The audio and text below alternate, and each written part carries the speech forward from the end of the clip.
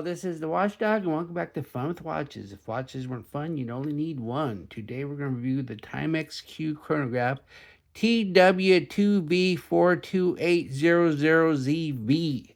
I think Timex and Citizen are having a contest to see who can come up with the worst reference numbers. Let's start off the wrist check. I'm wearing this Umashi Deep Dive. And Grover's wearing my Bangway BW8811. I just reviewed that watch. If you haven't seen the review yet, be sure to check it out. Grogu said Master Skywalker told Ben Solo he needs to quit smoking because it is bad for you. And if he doesn't believe him, he can ask Admiral Akbar. Ben said, why should he ask Admiral Akbar? Luke said, just last week your mom, Princess Leia, appointed him the Sturgeon General. All right, let's take a look at the watch. It comes in this huge box. I don't know why Timex does this, but these boxes are unnecessarily large.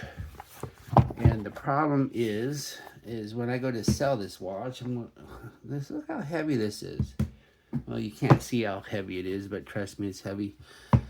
When I go to sell this watch, I'm going to have to charge a buttload for shipping because it's so heavy. And then people aren't going to want to buy it. So I'm going to have to end up giving them free shipping just to get rid of it.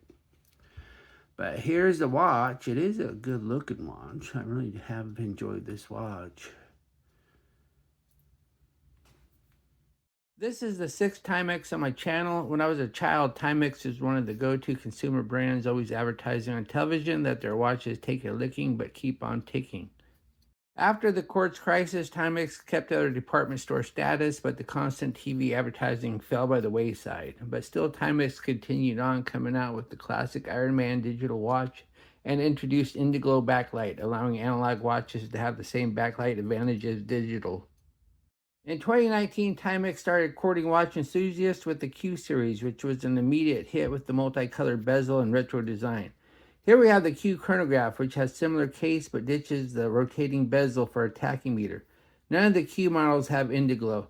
This particular model goes for $219 on the Timex website, but I pay significantly less at mygiftstop.com. Unfortunately, that sale is over. This watch comes in 2 different colorways. I chose the Panda, which is super popular when it comes to chronographs in general. There's also a reverse Panda that comes on a black strap.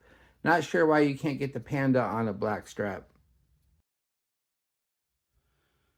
The watch is 39.9 millimeters if you measure at the bezel, and it's 46.3 millimeters long, so it doesn't have lugs. But you can it still has spring bars, so this is not an integrated strap. It's 14.4 millimeters thick, including the dome box crystal. It has an 18 millimeter lug width. Yes, 18. And see, there's little flanges on the strap that makes it look like it's a larger lug width. And it tapers down to 18. And weighs 78 grams on the supplied leather strap. The bezel has a tachymeter, and this is a fast ticking, sweeping, large second chronograph hand, so the tachymeter is actually usable. Then we have the dial. The dial is white, and I don't really see a sunburst effect. Then we have minute markers, and then we have baton indices. We have a Q at the top for where the 12 should be, and then it says Chronograph Quartz. And then we have the stick hands, and then we have the chronograph second hand with a lollipop. The right subdial, we have a 24-hour hand. The bottom subdial is the chronograph minute counter. And the left subdial is the chronograph running seconds. So that indicates to you that this is not a VK63, because otherwise it would be on the bottom. Then we have a date at the 4:30. A lot of people don't like dates at the 4:30. I don't mind them. I'd rather have a date than no date. To use the chronograph, just press the top pusher, and there you go. It's ticking away. 5 ticks a second. And this is not a VK63, so you do not get a instant snapback. but it still doesn't take too long to reset it. Then we have a sign push-pull crown. It's got the Q of the Q series. And the crown action's fine. And this, it jumped. Well, that's annoying. It didn't jump that time. Just be careful when you press it. And then we have the pushers, and they are not lock pushers. You get 50 meters of water resistance, but if you do go swimming with this watch, which I don't recommend, make sure you don't press a pusher, because that could let water in. Then we have the crystal. Crystal's acrylic, and it's a dome box crystal, and I think it might be double dome because I don't see any distortion other than the actual edges. And then we have the case. Case is kind of an integrated design, but once again, you can take the strap off. And it's a nice looking case. It's fairly short for a 40 millimeter.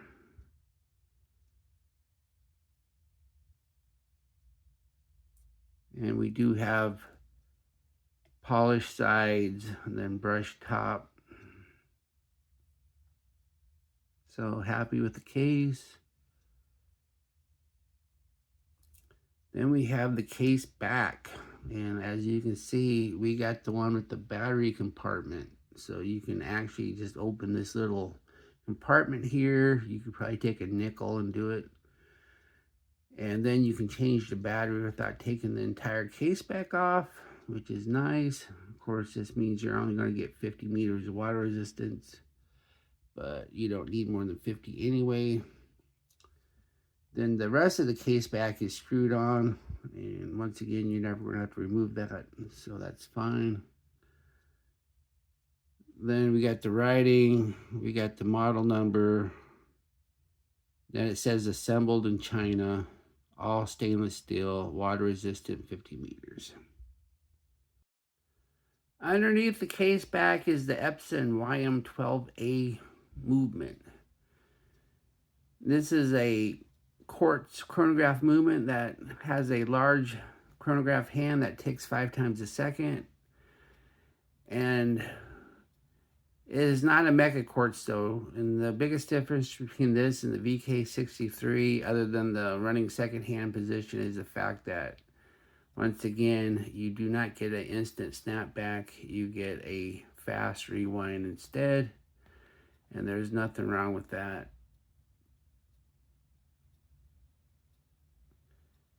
And it's kind of nice to have this because I have so many watches with the VK63. It's just kind of nice to have something different. Then we have the strap. The strap is genuine leather, and the strap's very well made. You can really tell this is a good strap. It says Timex right there. Then it says SB Foot Tanning Company, Redmond, Minnesota, USA. So this is a USA strap, and it's a very nice strap. Really thick, substantial. Does need a little bit of break-in period, but that's fine. It just means the strap's going to last you longer. Then we have a sign buckle.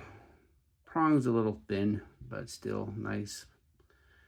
Then we have 2 keepers, one fixed, one floating, and they're fairly small keepers, but that's fine. It makes it easier to get in and out.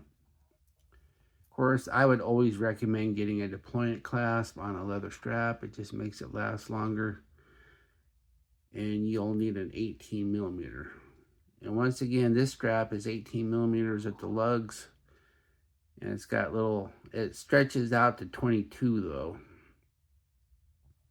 Unfortunately though, because of that 18 millimeter lug width, you probably don't have any other 18 millimeter straps to put this watch on. I'm not going to give you a strap fashion show because of that. Here's the watch on my 7.5-inch wrist. That looks nice. That wears nice. I have 4 notches left. When I first got the watch, I was wearing it with 3 notches, but after some break-in, I was able to push it to 4.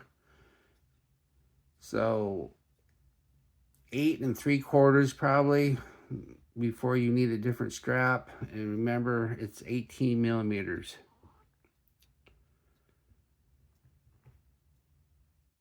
Here we are in the loom room, just wearing the watch for review purposes. I could tell the watch had loom, which is always a good sign. As we strap the time, we see a green C3 color glow. The baton indices disappear almost immediately. None of the subdials are loomed, but there is a loom lollipop on the chronograph hand. The hands are decent enough. It's too bad there are no markers for reference. What I like about this watch, it looks and wears nice. It has an Epson YM12A sweeping large second chronograph, and it's just nice to have something that's not a VK63. Really nice leather strap with quick release, and it has a battery compartment, meaning it's easier to change the battery. What are my gripes and groans? 18 millimeter lug width means you probably don't own any other straps that'll fit this watch. The index loom is a joke. And why don't they have this one available on a black strap? I think it would look better than the brown. The reverse Panda has a black strap. Do I recommend this watch? Sure, this is a great looking chronograph with a sweeping large second hand. What's not to like? Well, thank you for watching my review of the Timex Q Chronograph with the reference number from hell. And I'll be back with another review. Be sure and like and subscribe to my channel. And if you like this watch, I bought it from mygiftstop.com. I'll leave a link there. And unfortunately, it's not as affordable as it was when I bought it. But who knows, maybe they'll start another sale. I do not have an affiliate with them. So just find it where you can find it the most affordable if you want it. And I'd like to thank my Members Choice members. There you are. Last time I looked, there was 12 of you. I still haven't sold the Members Choice watch. I almost sold it, but the guy was from Creighton University, and there's just no way he could buy a red watch. Bye.